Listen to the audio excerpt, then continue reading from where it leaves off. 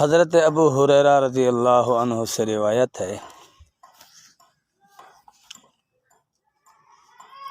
قالوا یا رسول اللہ، ہم نے اللہ کے نبی صلی اللہ علیہ وسلم سے عرض کیا، یا رسول اللہ صلی اللہ علیہ وسلم، هل نرى ربنا یوم القیامہ، کیا قیامت کے دن ہم اللہ رب العالمین کی زیارت کریں گے؟ اللہ رب العالمین کی زیارت کریں گے؟ تو حضور صلی اللہ علیہ وسلم نے ارشاد فرمایا،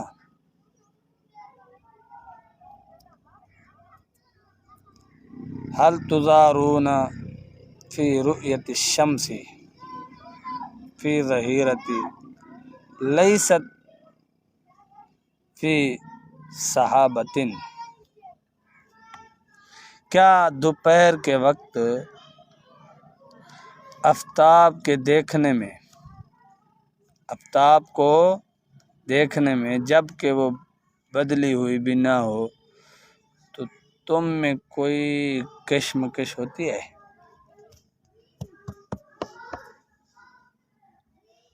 سورج آپ دیکھتے ہیں، درمیان میں کوئی ایسی چیز حائل ہے مثال کے طور پہ جو دیکھنے میں رکاوٹ ہو، آپ سورج کو نہ دیکھ سکتے ہو؟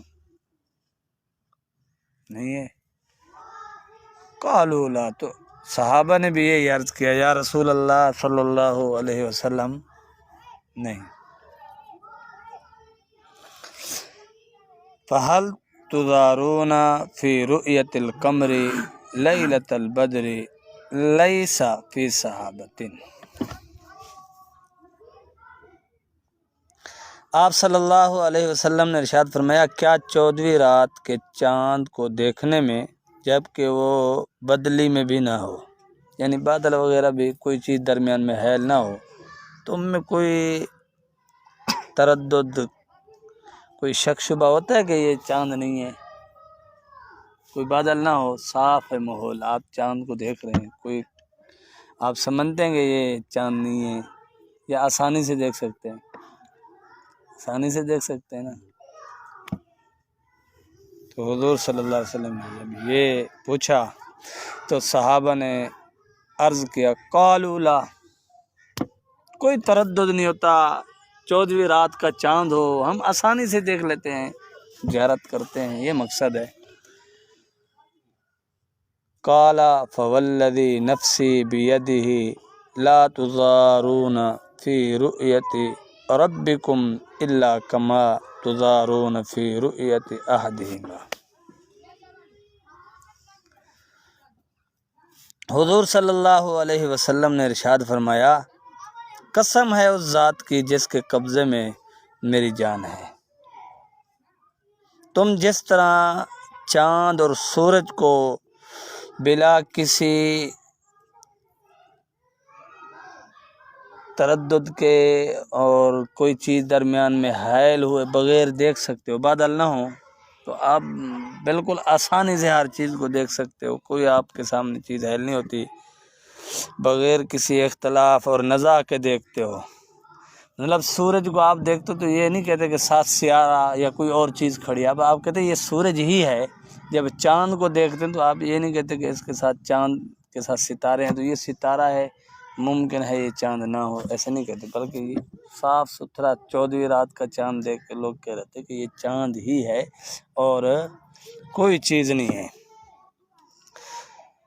تو حضور صلی اللہ علیہ وسلم نے آگے فرمایا، اسی طرح قیامت کے دن تم اپنے پروردگار کو دیکھو گے،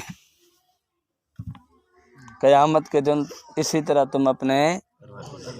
اس کے بعد امام الانبیاء صلی اللہ علیہ وسلم نے ارشاد فرمایا کہ قیامت کے دن جب بندہ اپنے اللہ کے سامنے ہوگا تو اللہ تعالیٰ اسے فرمائے گا، اے فلاں، کیا میں نے دنیا میں تجھے عزت نہیں دی؟ کیا دنیا میں نے تجھے عزت؟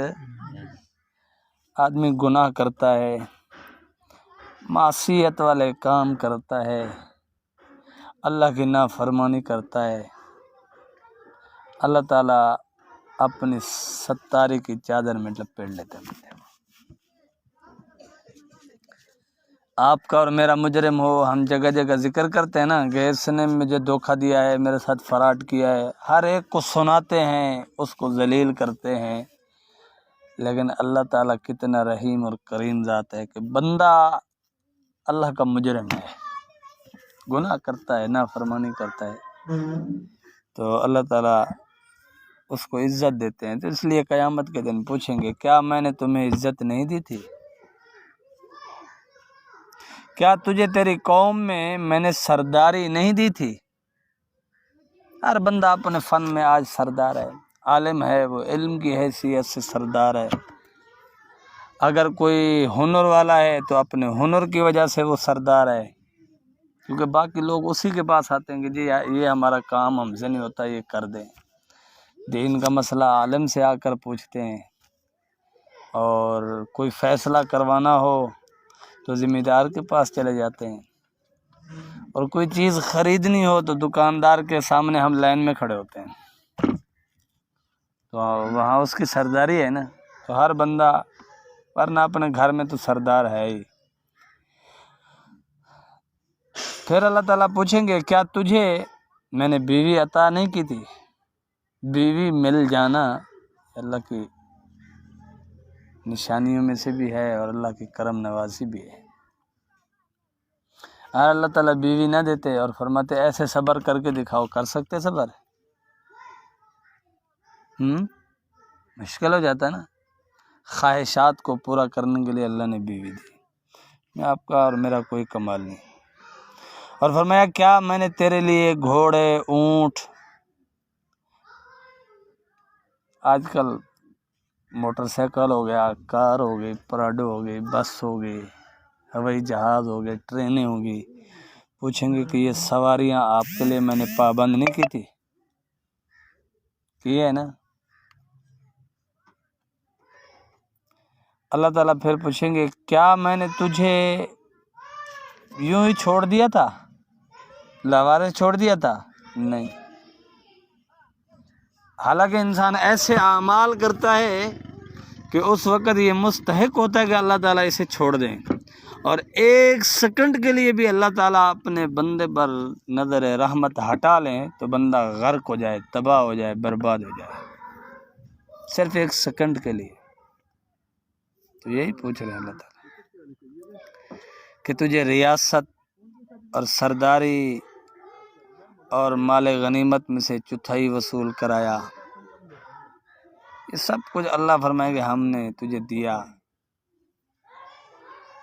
تو بندہ عرض کرے گا، ہاں اے پروردگار، آپ نے مجھے سب کچھ عطا فرمایا۔ اقرار کرے گا، کیونکہ اس دن جھوٹ نہیں بول سکتا بندہ، میدان حشر میں بندہ جھوٹ نہیں بول سکتا۔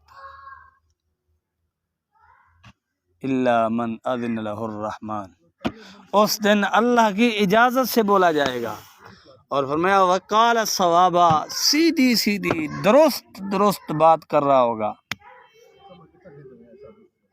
درست اور صاف ستھری گفتگو کر رہا ہوگا۔ یہ جھوٹے دلائل اور ہیرا پھیری اور ایسی گفتگو کی طاقت ہی نہیں ہوگی، جرأت ہی نہیں کر سکے گا بندہ اس دن۔ تو اللہ تعالیٰ فرمائیں گے، میں نے آپ کو سب کچھ عطا کیا، لیکن تجھے کبھی اس کا خیال اور گمان ہوا تھا کہ ایک دن تو اللہ کے سامنے پیش کیا جائے گا؟ تو اکثر لوگ اس دن یہی کہیں گے، عرض کریں گے، یا باری تعالیٰ، ہم نے ایسا خیال تو کبھی نہیں کیا۔ جس بندے کو یہ خیال ہوتا ہے کہ میں نے کل اللہ کے سامنے پیش ہونا ہے، وہ مال ناجائز کاموں پر خرچ، وہ زندگی ناجائز کاموں میں خرچ، وہ اپنے اوقات ناجائز کاموں میں ضائع، وہ اپنے پیٹ میں حرام کا لقمہ، وہ کسی مسلمان کو دھوکا۔ آج اگر ہمیں جرأت ہو رہی ہے، ہم حرام کھا رہے ہیں، اپنی شادی غیر اسلامی کر رہے ہیں، کیونکہ اس میں رسومات ڈال لی ہیں۔ آج اگر ہم سود کھا رہے ہیں، آج جھوٹ بول رہے ہیں، آج کھلم کھلا اللہ کی نافرمانی کر رہے ہیں، تو ہمارا عمل اس چیز پر دلالت کر رہا ہے، ہمارا عمل اس چیز پر دلالت کر رہا ہے کہ ہمیں خیال ہی نہیں آیا کہ ہم نے کل اللہ کے سامنے پیش ہونا ہے۔ اگر ہمیں خیال آ جائے کہ ہم نے اللہ کے سامنے پیش ہونا ہے، اتنا خیال اگر ہمیں آ جائے، اتنا خیال اگر ہمیں آ جائے تو پھر ہم اللہ کی نافرمانی نہ کریں۔ بس سمجھ آ گئی؟ پھر اللہ تعالیٰ فرمائے گا جس طرح تو نے دنیا میں مجھے بھلا دیا تھا نا، میں نے ہر نعمت تجھے دی نا، ہر طرح سے تیرا خیال رکھا، ہر سہولت زندگی کی تجھے دی، تو نے یہ خیال ہی نہیں کیا کہ کل میں اللہ کے سامنے پیش ہوں گا، جیسے تو نے مجھے بھلا دیا۔ اللہ فرمائیں گے آج میں تجھے اپنے رحم اور کرم سے اسی طرح بھلاتا ہوں، آج میں تجھے اپنے رحم اور کرم سے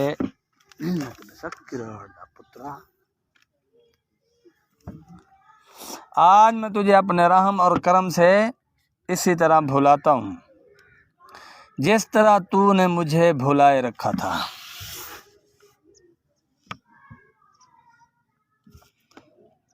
اس کے بعد اللہ تعالیٰ کے سامنے ایک اور بندہ پیش ہوگا، اس سے اللہ تعالیٰ یہ اوپر جو باتیں ہوئی ہیں کہ یہ نعمتیں دی، یہ سارے انعامات دیے، آپ کا خیال رکھا،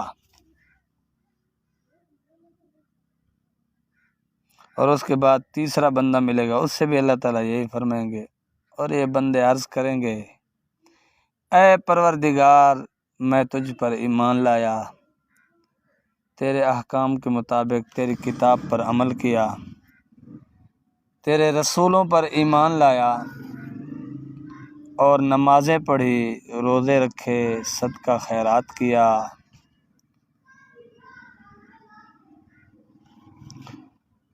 بندہ خوب اپنے اچھے کارنامے بیان کرے گا، یہاں تک کہ یہ بھی بیان کرے گا، یہ جہاں تک بھی بیان کر سکے گا، بس اللہ تعالیٰ ارشاد فرمائیں گے یہاں ٹھہر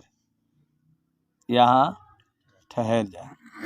پھر اس سے کہا جائے گا کہ ہم ابھی تجھ پر ایک گواہ قائم کرتے ہیں۔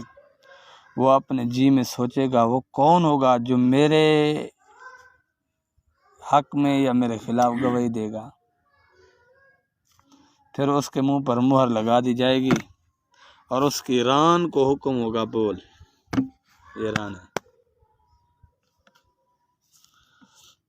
تو اس کی ران، اس کا گوشت، اس کی ہڈیاں، اس کے ہاتھ، اس کے پاؤں، اس کی آنکھ، اس کا کان، اس کی ناک،